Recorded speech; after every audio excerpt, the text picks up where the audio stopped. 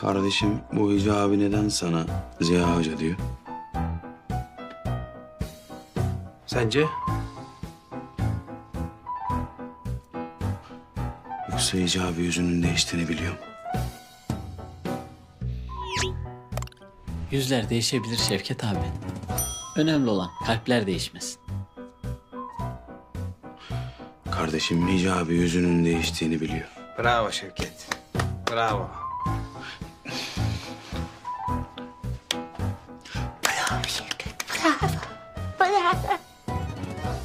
Oğlum bana niye söylemiyorsun lan? Bana niye söylemiyorsun? Ben de bir tek ben biliyorum diye böyle bir havalar, bir hallenmeler falan. Başka kim biliyor? Sadece üçümüz biliyor Şevket. Hici abi, başka sorun yoksa diziye devam edebilir mi? Sen de bir sus yeter. Yandan bat bat bat. Sırlar alemine hoş geldin kardeşim. 3 kişinin bildiği de sır olur. Yani sır sayılır.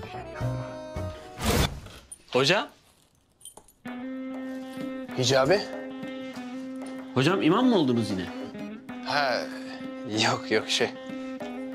Bir mafya babasını çökertmemiz gerekiyor da bu sebepten mütevellit imam kıyafeti giydim. Ha. Hocam bir yardıma falan ihtiyacınız olursa ben göreve hazırım. Sağ ol Hici abi. Önemli bir şey değil ya. Bir cenaze namazı kıldıracağım sadece. Emin misiniz hocam? Nasıl emin misiniz ya? Ay ben cenaze namazı kıldıramaz mıyım Hici abi? Onu mu demek istiyorsun? Estağfurullah hocam öyle demek istemedim. Hani müezzine ihtiyacınız var mı demek istedim. Yok Hici abi. Hadi tutma beni. Ben gidiyorum camiye. Görüşürüz.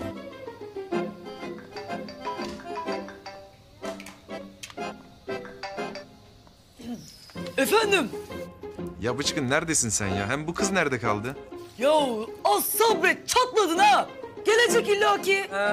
Sen özledin Melis'i. Seni gider gelir. Ne özleyeceğim Bıçkın ya? Fotoğrafları aldın gittin. Şimdi kız gelse ben kızı nereden tanıyacağım? Ya kızın kafası senin gibi gidik değil. Kız seni tanıyacak. Her neyse Bıçkın. Ne zaman gelecek bu kız? Resmen ağaç etti beni burada ya. Bana bak sakın bir yamuk yapayım deme. O masadan kalkma Kara Kemal. Seni öldürürüm ha. Hadi. Ne bakıyorsun güzelim? Tanıyamadın mı? Ay ne yaptım ben ya? Adnan gibi konuştum kıza. Bu kız da kim? Böyle güzel bir kızın bu hödükül ne işi olur ya?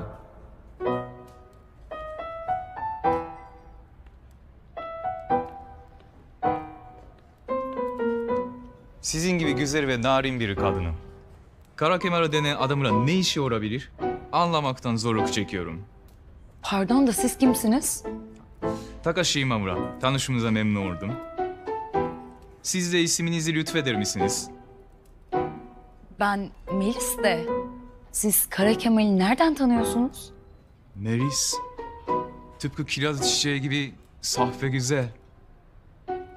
Kara Kemal'i soruyorum. Ha o mu? Kardeşimi herkesin ortasında dövüp psikolojisini bozmuş. Ben de cezasını kesmeye geldim. Olamaz. Bu o çekik gözlünün abisi. Ama tabii sizin gibi güzel bir kadını böyle nahoş şeyleri konuşarak rahatsız etmek istemem. Lütfen kabul ediniz. Teşekkür ederim ama kabul edemeyeceğim.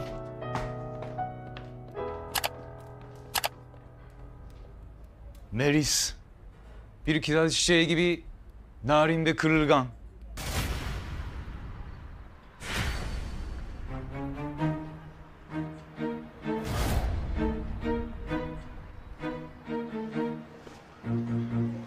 Ay yakışıklı imam muska yazıyormuş diye duydu. Hep muska yazdırmak istemişimdir. Bugüne kısmet oldu artık. Ya siz nereden çıktınız be? Kaynak yaptınız. Ne oluyor? Arkadaşlar lütfen böyle biraz geri gidelim. Ay pardon. Lütfen geri gidelim. Geri hadi lütfen. Bu kızlardan biri Zehra olabilir mi ya? Yok be. Zehra'nın ne işi olur bu manyakların içinde? Bitirmesenize. Ben soru soracağım diyorum önce ya. Hanımlar, lütfen ama kavga etmeyelim. Niye böyle yapıyorsunuz? Hocam bana muska yazar mısınız? Hocam asıl bana muska yazar mısınız? Durun arkadaşlar. Durun. Bu adam gerçek imam değil. Bu adam sahte imam. Oğlum ne yapıyorsun? Operasyonu mahvedeceksin. Bu adam muska yapamaz, yazamaz. Muskayı ben yazarım. Benim babam da imam. Bizde güzel muskalar var. Efendim ben yapıyorum o muskayı. Ya Yılmaz saçmalama, sen polissin. Muska falan yazamazsın. Hoca yazacak ya muskayı. Ya gerçek imam benim Zeynep, biliyorsun. Benim babam da imam. Bu bizim aile geleneğimiz. Ben gerçek imamım ya. Yılmaz, sen iyice deli yaptın kendine. Manyak mısın sen? Ne saçmalıyorsun ya? Bırak ulan. Dizmişsin buraya kızları. Muska yapacaksın. Ben de yazacağım o muskayı. Niye sen yazıyorsun? Niye ben yazmıyorum? Niye bütün kızlar sana muska yazdırıyor? Ulan ne muskasından bahsediyorsun sen? Manyak mısın ya? Bak Murat, kime nasıl muska yazıyorsan yaz kardeşim. Ama Zeynep'in muskasını ben yazacağım. Ben. Al yaz ulan muskayı. Al yaz hadi. Çekil şuradan.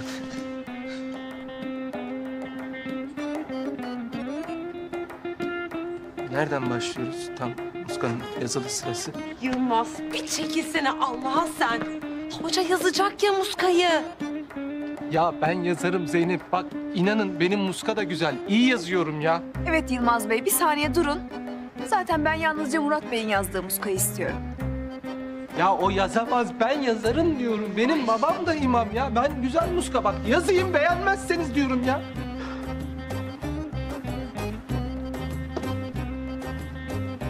Hanımlar, ben muska filan yazmıyorum.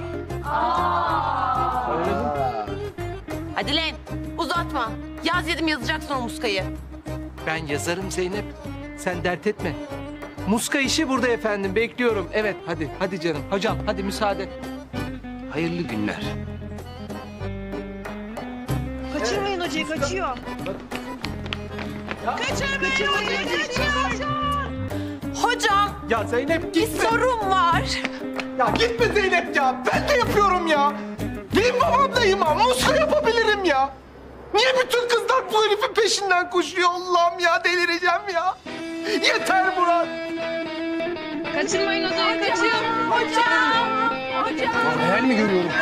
Kaç Murat kaç. Kurtarın beni. Murat dur, kötü bir şey yapmayacağım. Allah'ım yarabbim ya. Allah ya.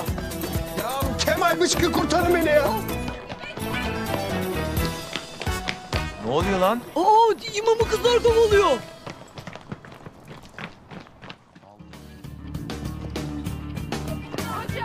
Hicabi. Kurtar beni kurtar. Hocam! Hicabi, Murat komiser değil mi ya? Ne zaman imam oldu ki? Hicabi, bu kızların bir imamı kovalaması sence caiz midir? Kızım, bu çok güzel bir soru. Bunu hemen hocama sormam lazım. Zehir gibi. Hicabi nereye gidiyorsun? Hocam bir sorum var. Burada sorsaydın. Hocam bir sorum var, sorabilir miyim? Ya Hicabi sorunun sırası mı şimdi ya? Hocam kızların imam kovalaması caiz midir? Ney? Caiz midir? Ya caiz değildir Hicabi, değildir. Sağ olun hocam. Ulan sattın beni, soracağım ben sana.